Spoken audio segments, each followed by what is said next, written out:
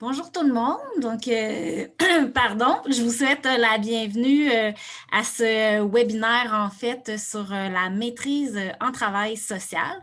Donc, bienvenue à tous et à toutes à cette séance d'information. Donc, aujourd'hui, en fait, mon nom, c'est Nancy Ménard. Je suis agente de recrutement à l'UQAT. Donc, ça me fait plaisir d'être avec vous aujourd'hui pour passer cette heure de dîner, en fait, pour les gens qui sont intéressés à la maîtrise en travail social. Donc, avant de débuter, j'avais quelques petits points à vous informer concernant la rencontre d'aujourd'hui. Donc, la séance, ça va être enregistrée pour des fins de promotion. Donc, pour les gens qui ne pouvaient pas se connecter aujourd'hui, ils vont pouvoir la réécouter. Donc, vos caméras et vos micros ne sont pas ouverts puisque nous sommes très nombreux, mais tout au long de la rencontre, vous allez pouvoir m'envoyer en fait vos questions via l'outil questions-réponses en bas de votre écran. Donc, merci vraiment de m'envoyer vos questions à cet endroit-là et non sur le chat ou l'outil discussion. Comme ça, pour nous, c'est plus facile de gérer les questions. Donc, tout au long de la rencontre, vous pouvez m'envoyer vos questions. Il y en a que je vais répondre en direct et il y en a d'autres, en fait, que je vais garder pour la fin, pour la période des questions, là, surtout les questions qui vont être les plus populaires ou que plusieurs personnes pourraient se poser. Si vous avez des difficultés, vous pouvez toujours m'écrire, en fait, à recrutement@commercial-ucat.ca. Moi, je vais répondre avec mon téléphone en même temps. Donc, s'il y a des difficultés techniques, là, juste à m'écrire recrutement@commercial-ucat.ca. Pour les personnes qui sont présentes aujourd'hui aussi, ils vont pouvoir bénéficier d'une demande d'admission sans frais. Donc, pour ce bout-là, je vais vous donner les informations à la fin de la rencontre. Donc, en fait, le déroulement d'aujourd'hui, on va avoir principalement là, 3 blocs dans l'événement d'aujourd'hui. Donc, en premier lieu, il va y avoir M. Dominique Gagnon, directeur du programme de maîtrise en travail social, qui va vous présenter en fait les 2 profils qu'on a à l'UQAT, donc le mémoire d'intervention et le mémoire de recherche.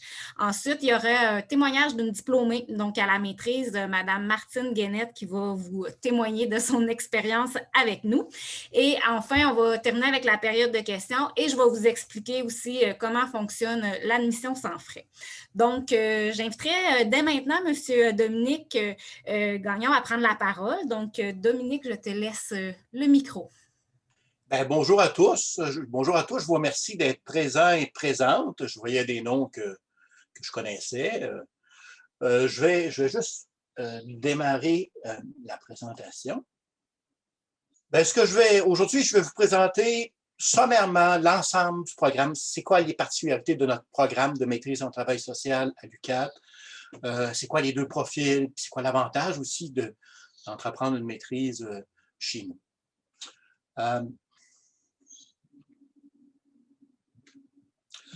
Bon, c'est sûr démarrer un projet de maîtrise ou aller vers un projet de maîtrise dans des études de 2e cycle, c'est pas la même chose qu'un projet de bac.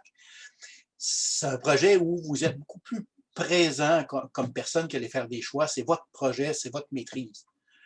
Il y a plusieurs raisons qui peuvent vous amener à faire une maîtrise.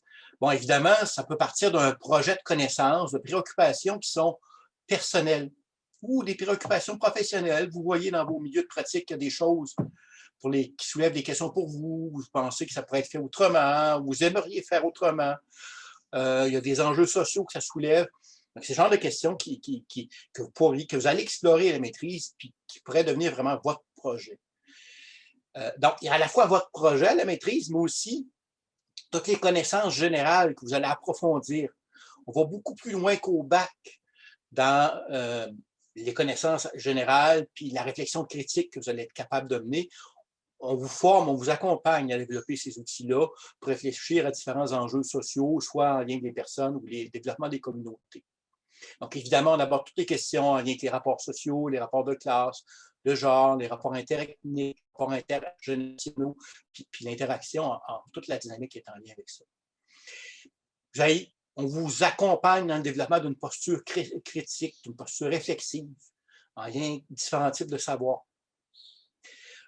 Donc, il y a un volet aussi où vous allez approfondir un champ d'intervention qui vous intéresserait particulièrement en lien avec les enjeux qui sont les enjeux actuels en travail social.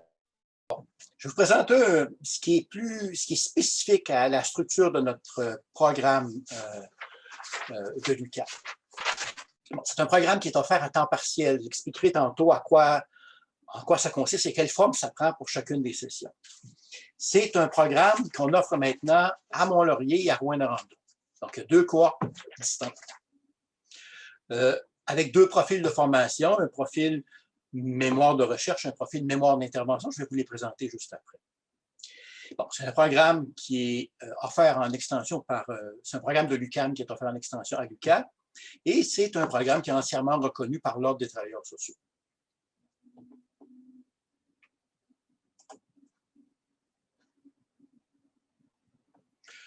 Bon, quels sont les avantages de notre maîtrise? Je l'ai dit, c'est un programme qui est offert à temps partiel. Bon.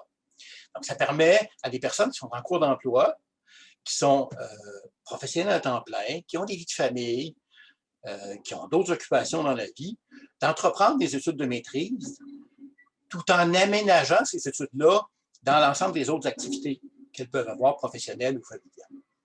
Donc, il y a un seul cours par session et l'horaire typique est toujours le même. C'est-à-dire, vous avez une première fin de semaine avec juste une journée et suivi de 3 autres séminaires qui se répartissent sur l'ensemble d'une session, environ 1 par mois, un vendredi et un samedi.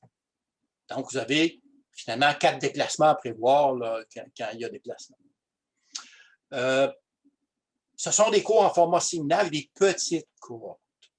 Souvent, on a entre 5, 6 à 8, et ça dépasse rarement 10 personnes par séminaire.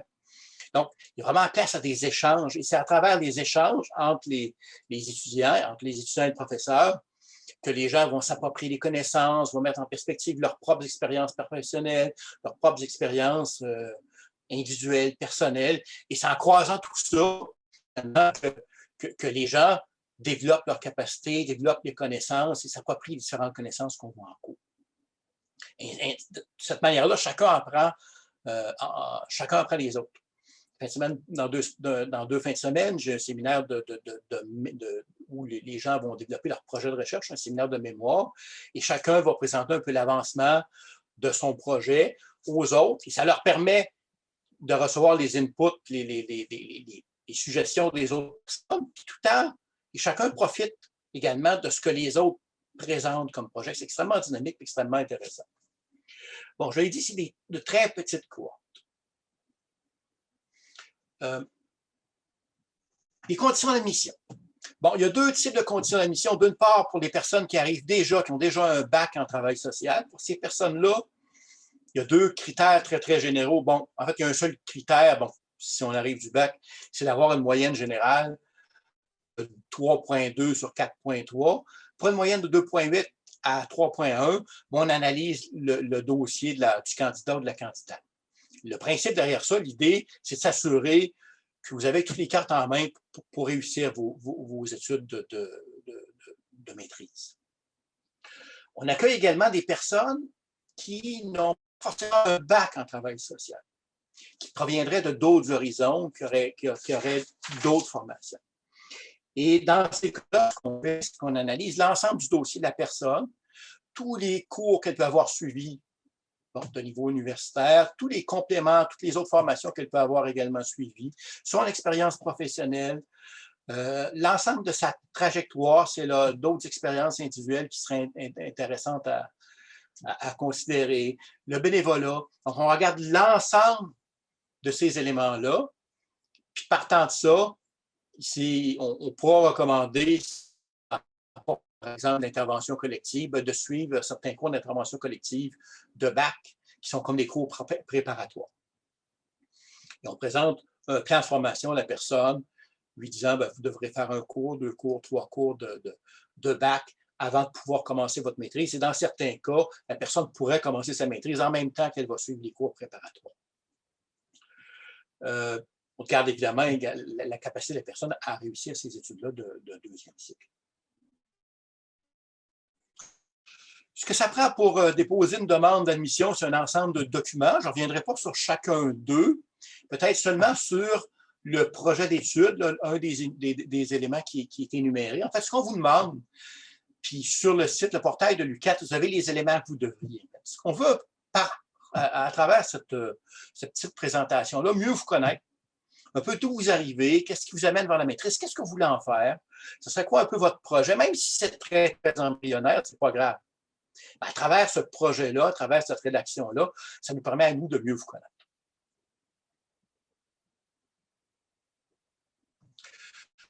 Je vais maintenant vous présenter les deux profils. Bon, le premier profil qu'on appelle le profil mémoire de recherche. Et dans ce profil-là, en fait, c'est un profil qui vise vraiment à vous aider à développer des... Excusez-moi, je vais juste retourner sur mon... Attendez, est-ce que je veux juste...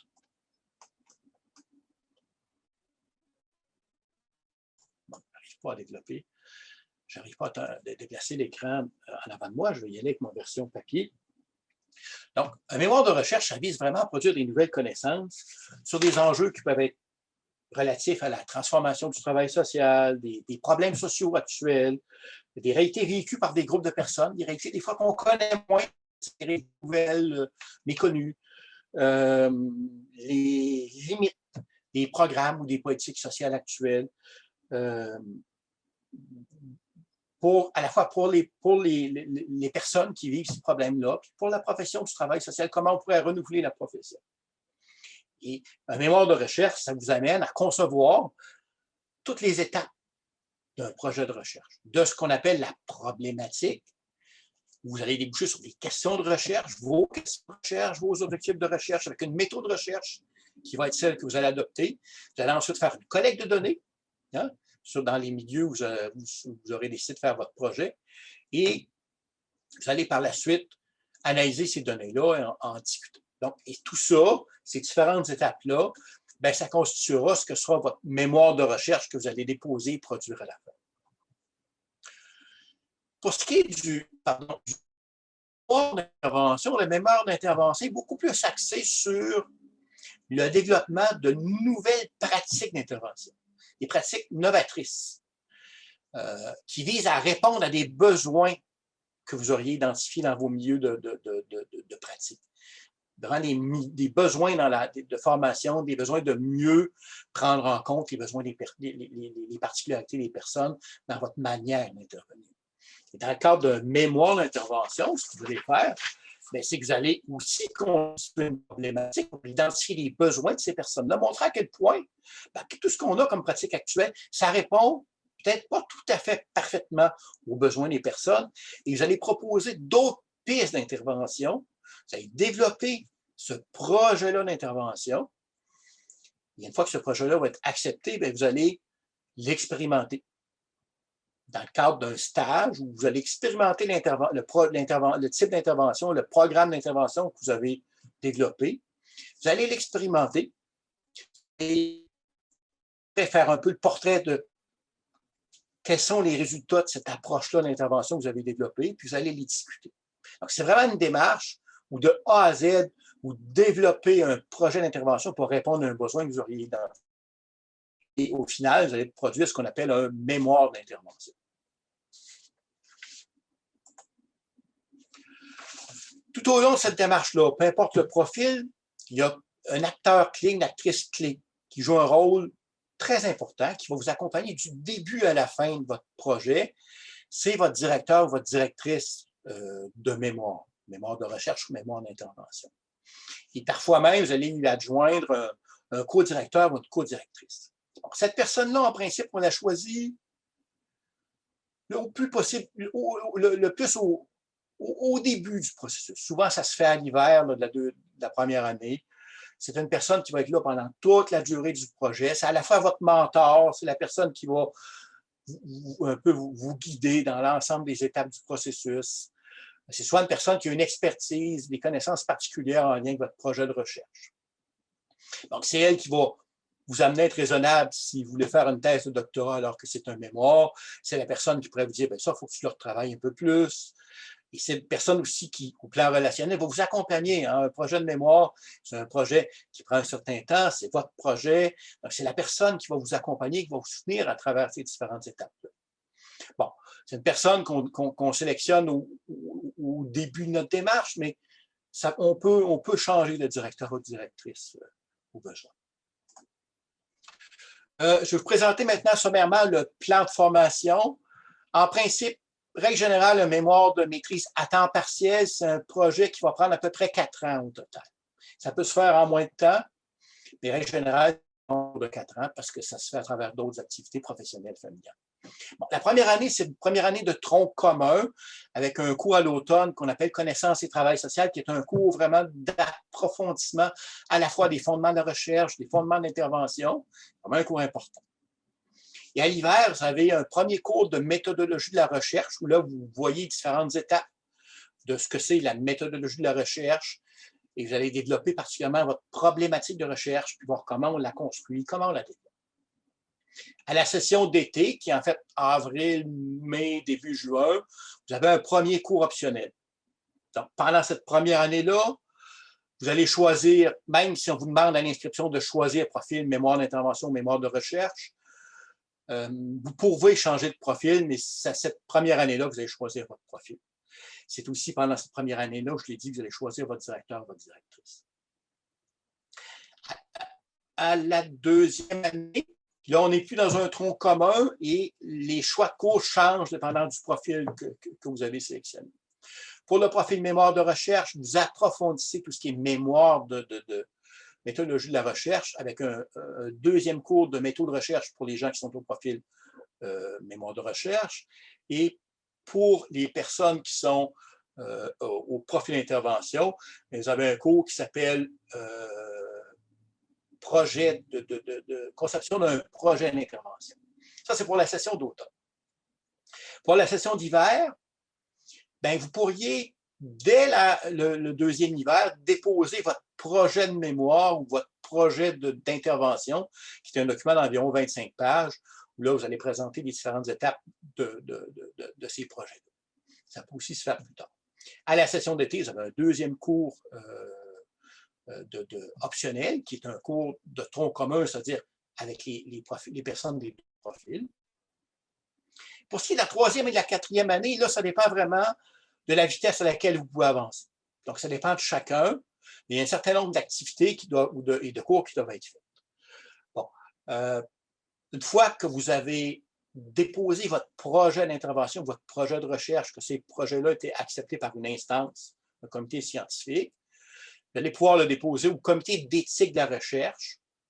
Une fois que vous avez obtenu votre certification éthique, bien, vous pouvez, pour ceux qui ont un mémoire de recherche, aller directement sur le terrain, commencer votre collecte ou commencer votre projet d'intervention avec le milieu de stage que vous aurez identifié.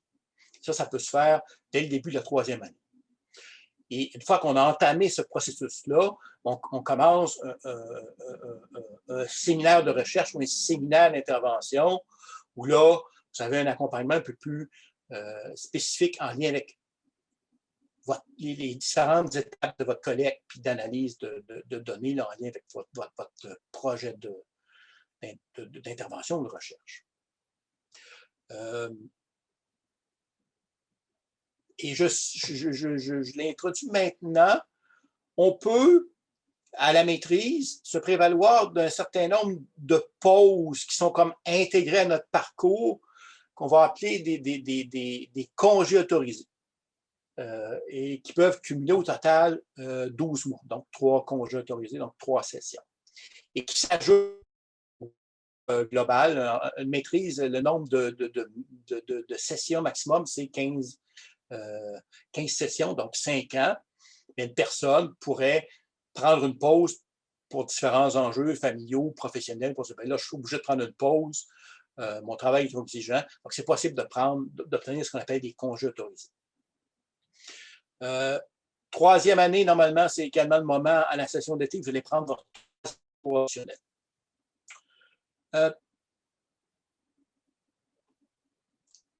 L'offre de cours optionnels, elle varie d'année en année.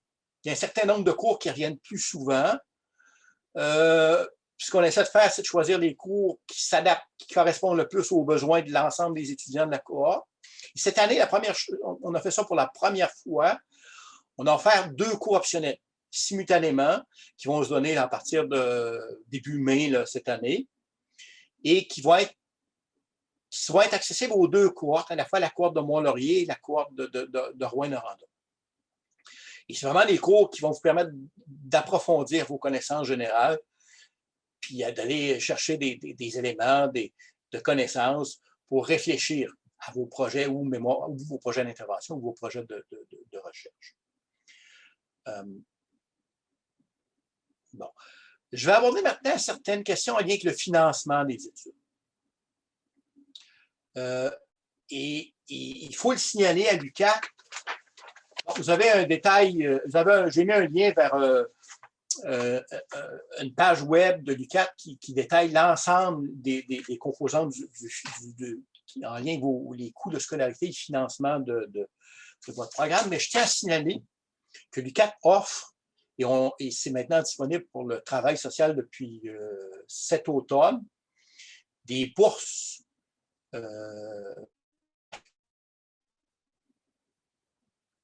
d'accueil, des bourses d'excellence qui sont disponibles en fait pour les étudiants québécois, donc pour vous tous, et qui sont disponibles pendant plusieurs sessions, des bourses qui vont diminuer de manière sensible vos frais de scolarité. À la première session, vous y avez droit, toutes les personnes y ont droit, et pour les sessions suivantes, il faut maintenir une moyenne de 3 sur 4,3 pour avoir cette bourse d'excellence-là. C'est vraiment des montants qui sont tout à fait significatifs, qui baissent ou qui diminuent vos frais de scolarité. Il y a également d'autres programmes de bourse qui sont offerts par la Fondation l'UQAC, qui correspondent à différents types de profils. Il y a plusieurs bourses qui sont distribuées chaque année aux étudiants du CAP.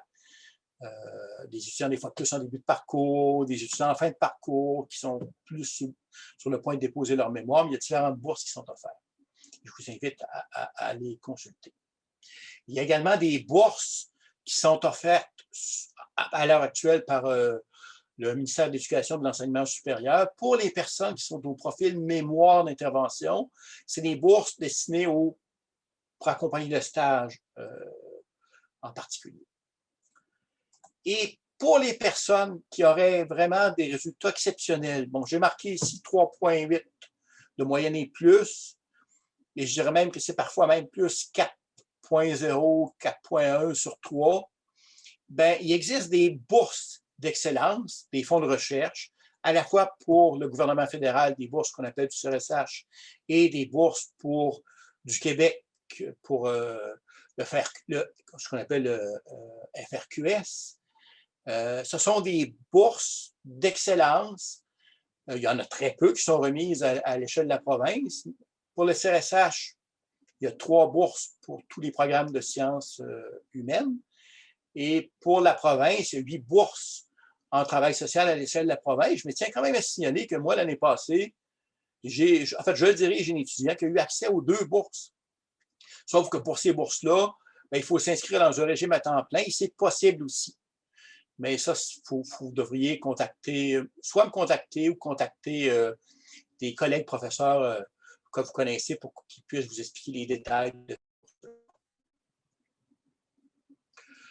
Bon, une maîtrise, ça pourrait vous mener où? Évidemment, vous allez en parler, on va en discuter un peu tantôt, mais une maîtrise, ça peut vous amener, évidemment, à parfaire, à approfondir vos connaissances, donc à apporter des réponses à des enjeux sociaux qui vous préoccupent, pour lesquels vous voulez parfaire vos connaissances, développer votre réflexion. Ça vous amène évidemment à développer une capacité réflexive, des outils d'analyse critique qui vont vous servir pendant toute la suite de votre... Ça peut vous amener à servir de tremplin vers d'autres occupations au sein de votre organisation, par exemple des organisations, des fonctions d'encadrement clinique ou des fonctions plus de type gestion. Ça peut vous permettre d'occuper des fonctions en enseignement, d'être, par exemple, d'être capable de donner des charges de cours. Et ça peut être aussi, dans certains cas, le premier pas vers un doctorat. Et là, j'ai mis quelques noms de personnes qui ont récemment terminé leur projet de maîtrise ou qui sont en train de la faire.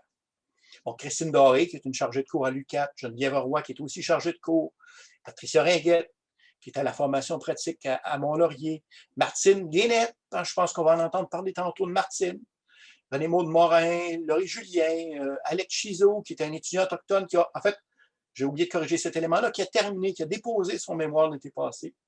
Sandy Chevalier, Benjamin Audet, Christian Cheminet, qui sont des étudiants qui sont en train de faire leur mémoire de maîtrise, qui ont commencé l'année passée.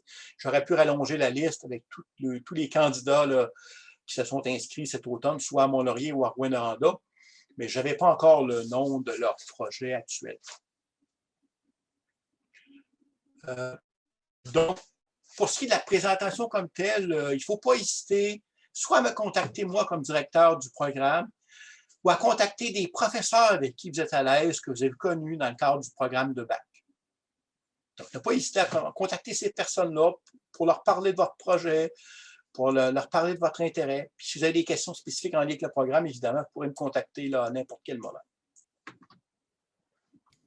Merci beaucoup, Dominique. Alors, maintenant, nous sommes rendus à la partie du témoignage de Mme Martine Guénette qui va pouvoir nous partager un peu son expérience. Donc, Martine, juste à ouvrir ton micro et à nous partager ce beau témoignage.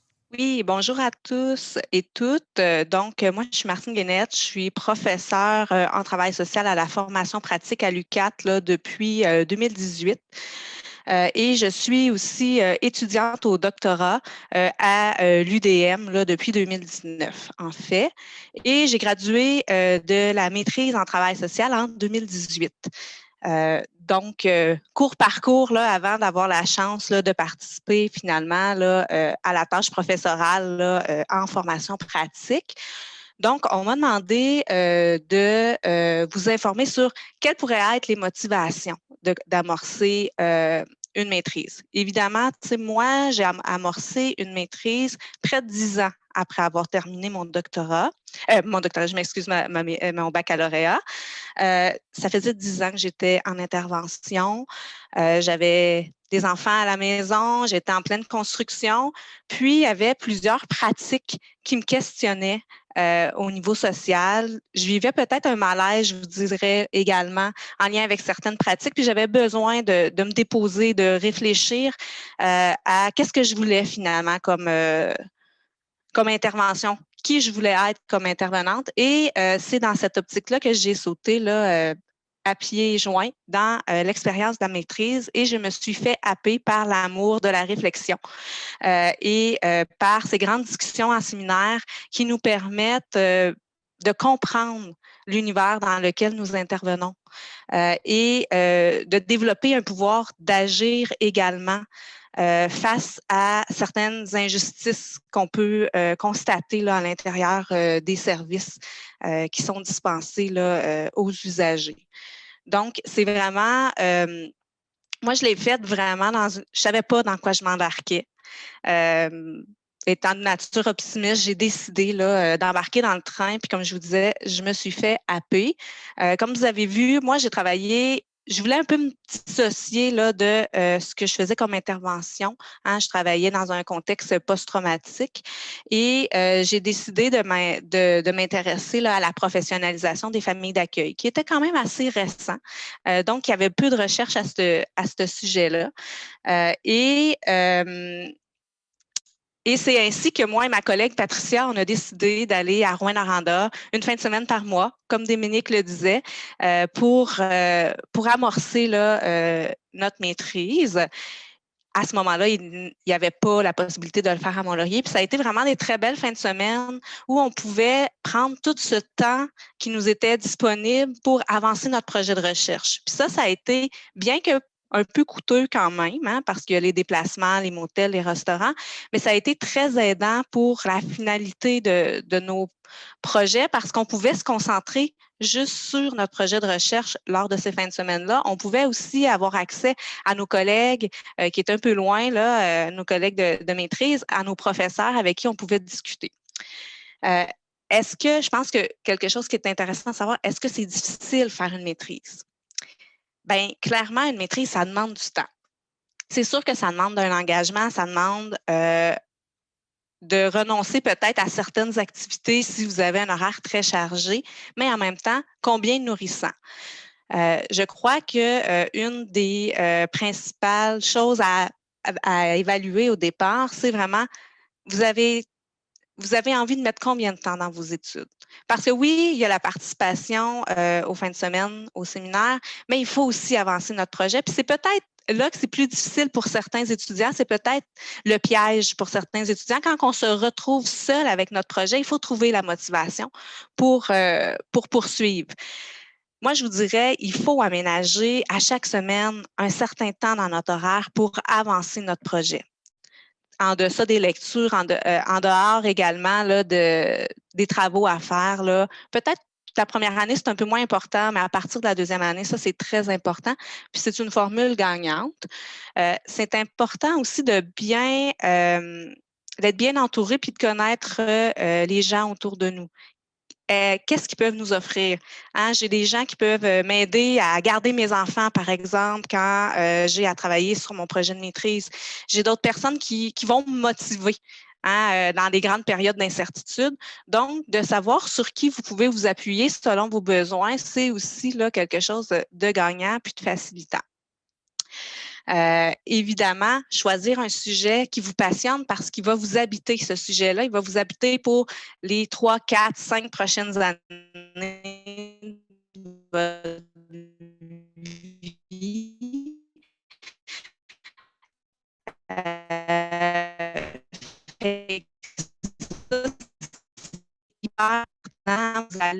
Vous allez dormir. Vous pouvez peut-être, ou si vous avez des périodes de découragement.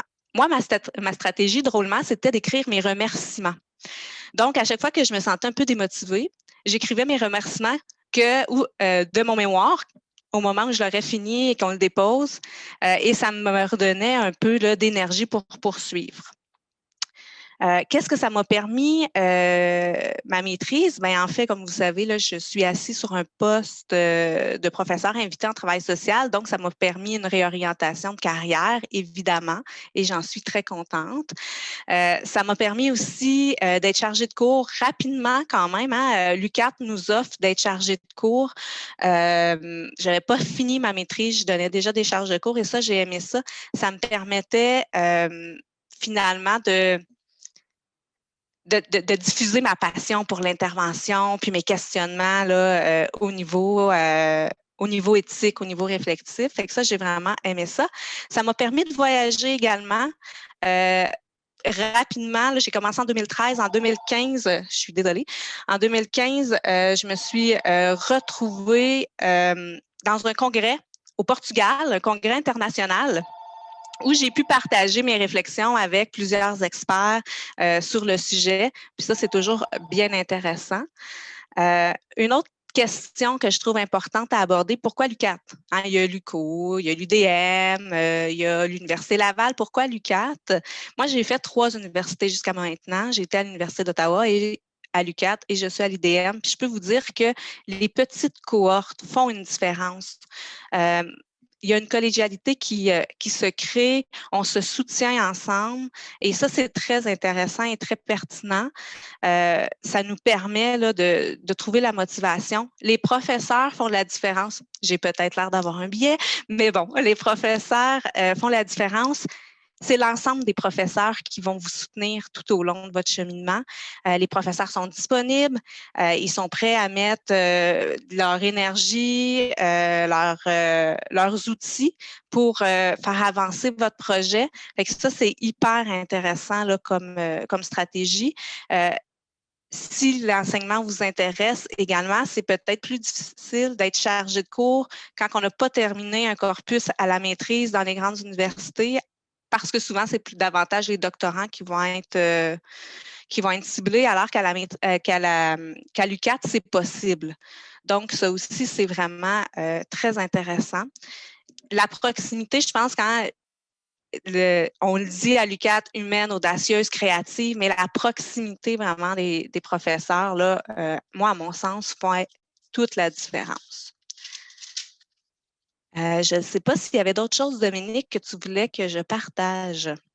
Ben, je vois qu'on a plusieurs questions, mais moi, j'ai quand même une question que j'aimerais te poser. Si tu avais un conseil, pas 10, un conseil à donner à une personne qui hésiterait à s'inscrire à la maîtrise, ce serait quoi? Trouver la motivation, en fait, la source de motivation, parce que c'est à elle qu'il faut se raccrocher. La maîtrise, c'est un processus, moi, je le vois un peu comme un pèlerinage, là, où on construit de la connaissance, mais on travaille fort sur nous aussi. Puis il y a des périodes de doute, il y a des périodes de souffrance quand même qui sont présentes. Puis quand on a nos motivations profondes, on est capable de se raccrocher et de poursuivre. Puis je pense que trouver sa motivation profonde à faire une maîtrise va être gagnant. Fait que je dirais que c'est pas mal le conseil numéro 1 que je donnerais. Puis soit dit en parlant de ça, quand je parle de souffrance, bien, il vient toute l'espèce d'espace grisant. Hein? Après, c'est difficile, mais quand on réussit, quand on atteint là, notre objectif, combien c'est grisant. Bon, la preuve, j'ai continué au doctorat. Donc, ça vous donne une idée de... C'est un peu comme une drogue, cette affaire-là, hein, où construire la connaissance, la comprendre, toucher à peut-être plus d'interrogations finalement que de réponses, mais c'est bien intéressant. Écoute, merci Martine. Mais j'ajouterais que, en fait, ce qui distingue vraiment des études à la maîtrise dans le bac, c'est que c'est votre projet. C'est votre projet que vous allez porter. C'est clair que quand vous allez arriver au début, c'est pas clair. Vous avez une intention, vous avez des préoccupations, vous avez des choses qui vous intéressent.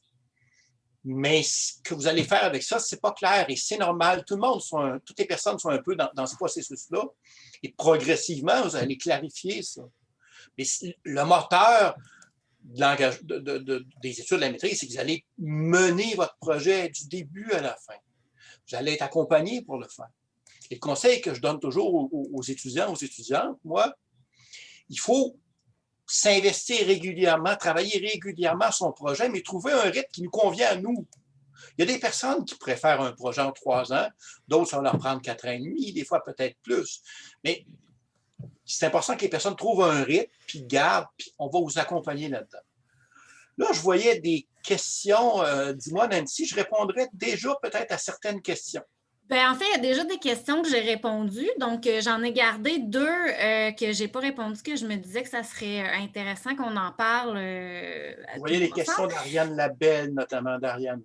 Ben, en fait, moi, la question que j'avais, c'était plus sur comment on choisit notre sujet de recherche, comment ça fonctionne. Est-ce que la personne va sur le site de l'UQAT, regarde les sujets que chaque professeur a dans leur fiche?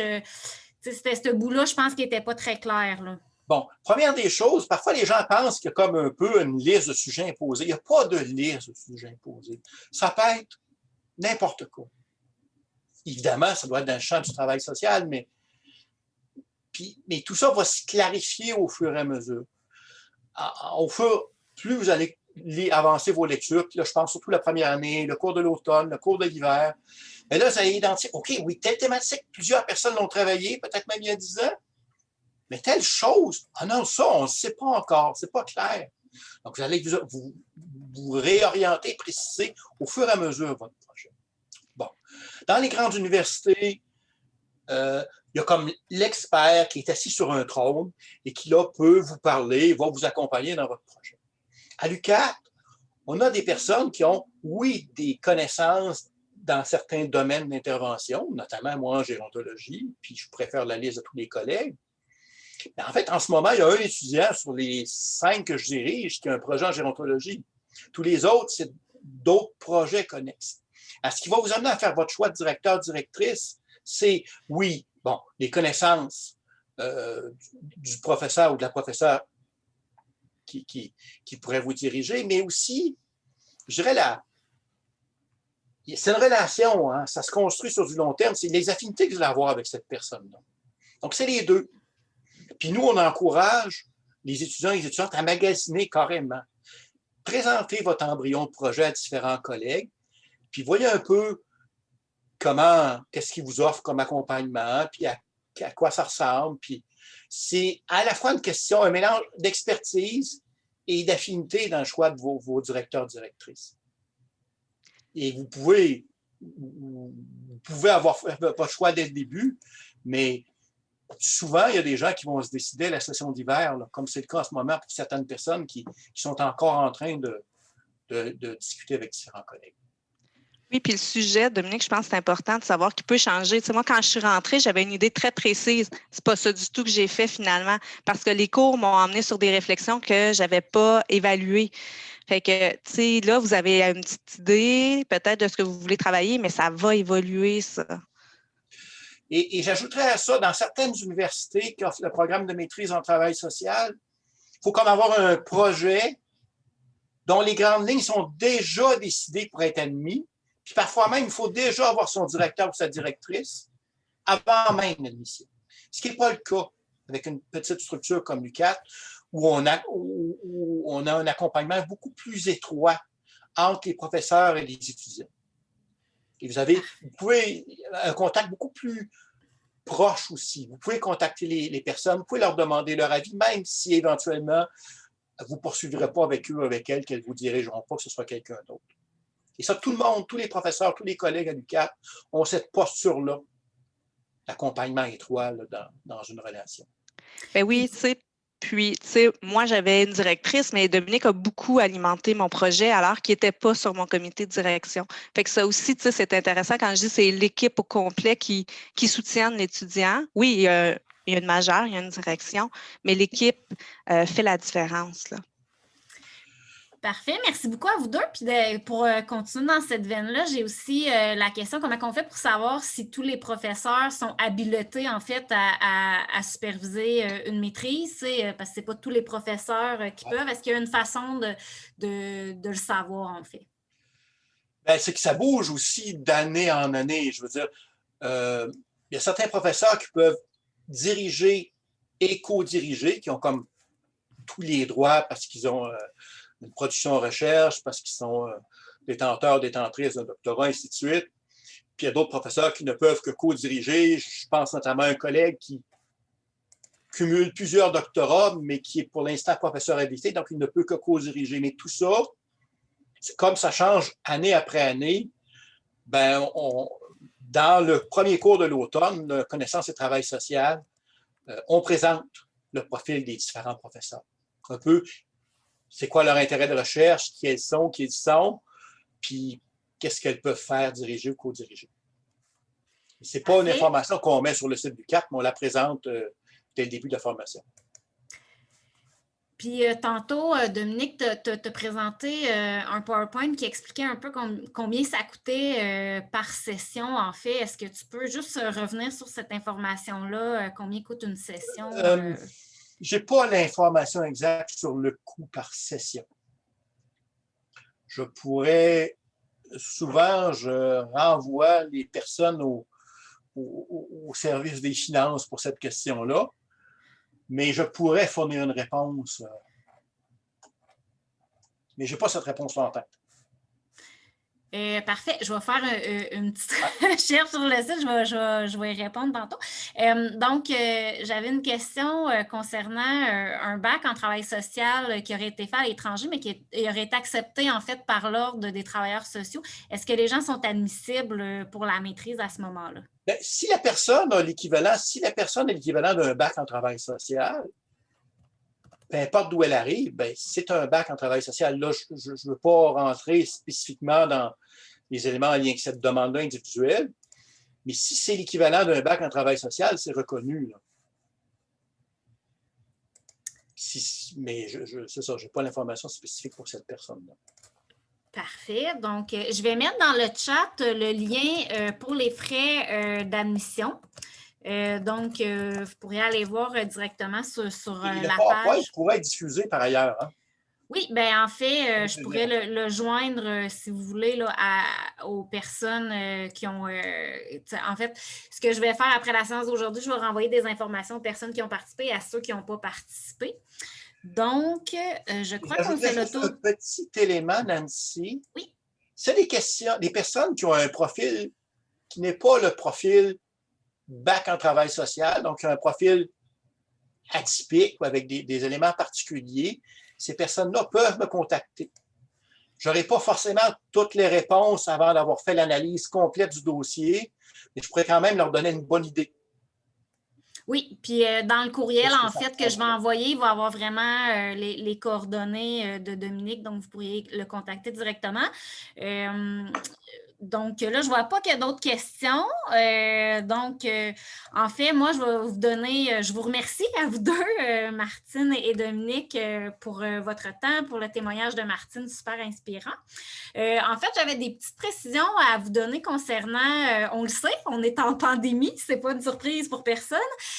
Donc, en fait, tu sais, nous, durant la dernière année, l'UQAT s'en est quand même assez bien sorti parce qu'on est quand même des précurseurs en formation à distance. Donc, tu sais, on avait déjà toute l'équipe pour nous aider. Également, tu sais, l'infrastructure informatique pour nous aider. Donc, c'est sûr que si, advenant le cas qu'on continue à l'automne dans un mode plus virtuel, tu sais, il n'y a pas d'inquiétude à avoir, ça va quand même assez bien à l'UQAT. La seule information, en fait, c'est que les séminaires, eux, devraient rester en présentiel, si je ne me trompe pas, Dominique. Mais c'est sûr que là, tu sais, ça évolue, tu sais, on s'entend là, semaine en semaine. Donc, c'est sûr qu'on suit les consignes du gouvernement. Donc, tu sais, ça, Je vais me permettre de répondre à cette question-là spécifiquement, Nancy. En fait, Pardon? je vais me permettre de répondre à cette question-là. Oui. En fait, peu importe les mesures, les zones rouges, zones oranges, zones, tout ce que vous voulez, qu'il y a eu depuis le début de la pandémie, tous les cours de séminaire de maîtrise, à l'exception de la session du printemps passé où les règles n'étaient pas claires, session d'automne et session d'hiver, se déroulent en présence. Il y a eu un horaire ajusté avec un peu moins d'heures de présence, mais parce que ce sont de toutes petites cohortes, on est en mesure de respecter des règles de distanciation sociale dans les locaux qu'on utilise. Donc, on a eu des séminaires en présence jusqu'à présent. Puis, peu importe ce qui arriverait l'automne prochain, là, écoutez, à moins que la Terre arrête de tourner, ce sera des séminaires en présence.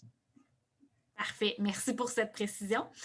Voilà, puis dans le fond, là, si vous voulez vraiment suivre ce qui se passe durant les prochaines semaines, là, on peut se référer toujours sur le site web à ucat.ca/COVID-19. Fait que là, on a vraiment comme les dernières communications qu'on partage en fait aux futurs étudiants et aux étudiants.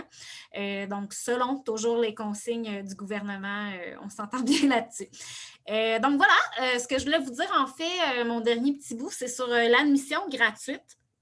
Donc, les gens qui ont participé aujourd'hui à la séance d'information, ils peuvent bénéficier d'une demande d'admission gratuite. C'est l'équivalent en fait à une économie de 75 $. La date limite pour déposer la demande sans frais, c'est le 3 avril à minuit. Donc, vous pouvez déposer votre demande dès maintenant. Si vous n'avez pas toutes vos pièces justificatives, c'est pas grave. Dans le fond, vous pouvez déposer votre demande, envoyer vos pièces plus tard. Si vous ne déposez pas votre demande d'ici le 3 avril, vous pouvez quand même le faire d'ici le 1er juin, mais à ce moment-là, vous aurez des frais de 75 $ à débourser. Moi, quand je vais vous envoyer le courriel, je vais vous envoyer le courriel vraiment de la personne aussi à qui envoyer les pièces justificatives une fois que vous aurez rempli votre demande d'admission. Ce qui est important pour ne pas payer les frais de 75 $, c'est que quand vous allez procéder à votre demande, vous allez arriver à la section paiement et dans la section paiement, en fait, il va vous demander d'entrer les informations bancaires. Ce qui est très important, c'est de ne pas rentrer vos informations bancaires et de faire enregistrer et fermer à la fin, en fait, de la page. Là, vous allez recevoir un courriel qui vous dit que votre demande n'est pas complétée et que vous nous devez 75 $, mais il ne faut pas en tenir compte. Moi, comment je vais fonctionner, c'est que je vais envoyer le nom des participants aujourd'hui au bureau du registraire, puis eux, ils vont aller créditer votre compte. Donc, vraiment, vous allez avoir une demande d'admission qui va être gratuite. Là, il n'y a pas de problème à ce niveau-là. Donc, je vais tout vous renvoyer quand même les informations par courriel pour que vous puissiez vraiment avoir ça par écrit avec les coordonnées aussi de nos deux intervenants d'aujourd'hui. Et voilà, en fait, ça fait le tour de la séance d'aujourd'hui. Vous pouvez aussi toujours m'écrire en fait à recrutement@commercialucat.ca. Donc, recrutement@commercialucat.ca. D'ici le moment, en fait, que je vais vous envoyer le courriel, puisque ça prend peut-être une journée là, avant que je puisse envoyer le courriel, parce qu'on renvoie aussi l'enregistrement en fait de la séance d'aujourd'hui. Si vous voulez réécouter un petit bout, ben, il est possible de le faire. Donc, ça risque d'être sûrement demain matin. Et j'ai mis mon courriel dans le chat sur le côté et je vois que Dominique veut ajouter un petit mot. Oui, un tout petit élément. On pourra rendre disponible le PowerPoint en version PDF. Oui, bien, c'est ça. Dans le fond, Dominique, aux informations. Dominique, tu pourrais me l'envoyer directement, mais on va le mettre en PDF puis on va l'ajouter au courriel. Puis c'est ça, dans le fond, avec les coordonnées de Dominique et de Martine, si vous avez des questions un petit peu plus sur le témoignage qu'elle a fait, là, je pense que ça va lui faire plaisir de vous répondre à ce moment-là. Donc, sur ça, je vous souhaite une belle journée. N'hésitez pas à nous écrire. J'espère qu'on va vous accueillir à l'UQAT dès cet automne. J'espère que cette séance d'information-là vous a convaincu de nous rejoindre.